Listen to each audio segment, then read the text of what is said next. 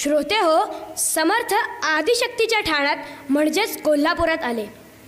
आल्या आल्या काय केले तर तिथले नेते मंडळांची भेट घेतली. समर्थांचे नावलौकिक त्यांनी ऐकलेच होते.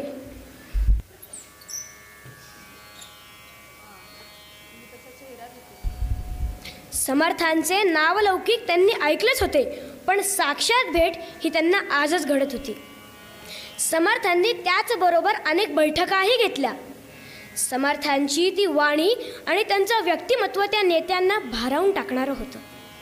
ते म्हणाले, महाराज तुमची ही ओघवती वाणी, महाराज तुमची ही ओघवती वाणी फक्त आमच्यापुरतीच मर्यादित राहण्यापेक्षा अवघ्या करवीर नगरीपर्यंत पोहोचवण्याची आमची इच्छा आहे. आपण कीर्तन कराल का? समर्थ ह्याच संधीची वाट पाहत होते. झालं. कीर्तनाची वेळ ठिकाण ठरलं. दवंडी पिटवली. संध्याकाळ रात्रीची ती वेळ.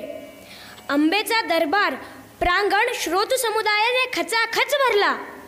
अहो एवढा भरला की त्यातले काही श्रोते तर प्रांगणातल्या झाडांवरच बसलेले.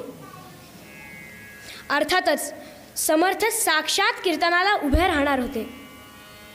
कीर्तनाला सुरुवात झाली. मशाली पेटवून प्रांगणात लावल्या गेल्या. मशालींच्या त्या पिवळं धम्म उजेडात श्रोत्यांना समर्थ कसे दिसले असतील?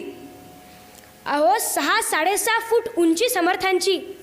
मस्तकावरून तर पाठीवर रुळणाऱ्या त्या जटा. कपाळावर आवाळू शोभते. सूर्या एवढं तेज त्या डोळ्यांमध्ये.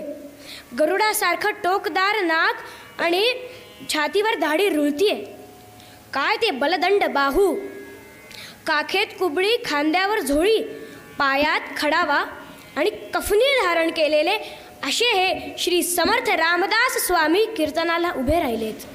असे एकदा समर्थ सद्गुरु आले करवीर नगरी. असे एकदा समर्थ सद्गुरु आले करवीर नगरी. कीर्तनातही रंगून गेले, कीर्तनातही रंगून गेले अंबेच्या दरबारी, अंबेच्या दरबारी.